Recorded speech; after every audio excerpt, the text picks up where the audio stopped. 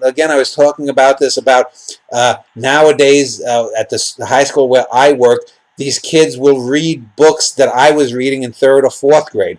16, 17-year-olds, they will pass English classes by reading books that I read in 3rd or 4th grade 40 years ago. And I'm not trying to say everything was great 40 years ago, but it's just amazing that this is what's considered. This guy, Amanda's husband, who's a teacher, was saying how, yeah, he gets kids in this college that he works at that are in college and they can't spell, they can't use even basic grammar. Why? It's ridiculous. But there's no reason that anyone should. A guy emailed me about a week ago. No, was it a week ago? There's a few people who've asked to see a Norwegian in the Family. This so-called greatest novel of yours, but they're a bit nicer than that. But so I sent them the book, and I said, well, this one guy says that if he thinks it's great, he's going to. I don't know if you've ever seen. Apparently, there's a YouTube book review channel called Better Than Food or something, and apparently it gets millions of views and whatnot. And this guy knows the guy, so he says if he thinks it's worth it, he'll try to contact this guy to sort of review this book, even though it's not been published, my Norwegian in the Family book. So who knows? Maybe that could be something that gets the attention of someone if this guy has a fan base in the publishing industry. Who knows?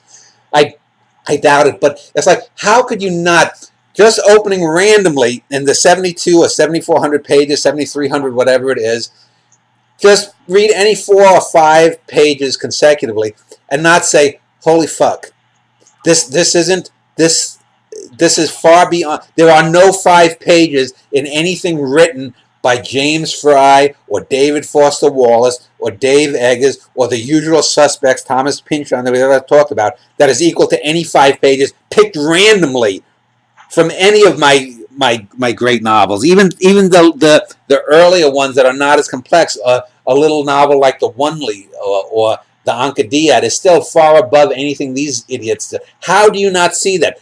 Because you have a system that has not only doesn't know what good writing is, but has actively promoted bad writing, as I showed in that video that I did on bad writing. The stewed cherry dress, this terrible metaphor, because it's based on the smell rather than the sight, and it's not synesthetic, but it's the opposite. It totally gets away from any good metaphor. This is held up as good writing. Disjunctive. What? It's also very disjunctive, that example given. Yeah. I wanted to mention too, since you're talking about sort of having a train, that I knew after the credits rolled in Norwegian and through the first chapter that this was going to be a different kind of greatness that I was reading. You have a light shining on you, Peter. It doesn't matter to anyone watching, but there's some light that's shining on you. It's like you're a Borg from Star Trek or something. Anyway, go ahead. My identity has been revealed at last. But I wanted to mention too, in regards to that, I think it's partly to do with ability, but again, I think you hit a point with they just don't have a trained eye for it. When I was in the art museum in Toronto, I saw some Picasso and Degas and a few others, and those were clearly great paintings. I could get a lot of them, and I would take the time to absorb them. But I noticed as I was walking through, there would be lots of shit. I saw some Rodin as well that was quite good, sculptures. I noticed people just looking at these abstract expressionist paintings, or just basically a bunch of lines and monochromes. And they were staring, they had to be standing there for 5 minutes while I was going through other parts of the gallery.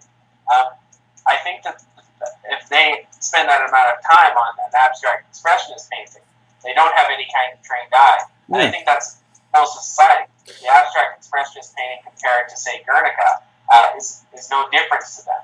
Well, that's because people tell there's something there. When I hear abstract expressionists, they'll say, well, this woman Amanda, for example, was talking about Yoko Ono as a performance artist, and I told my famous story about Ono and the bitten into apple and the dot on the piece of paper, and some people will say, well, they look at a Rothko painting and, oh, I feel such emotion with the colors. Well, sorry, look at Frederick Edwin Church. You'll see the same colors in a church painting, but the church painting is infinitely more complex, infinitely better.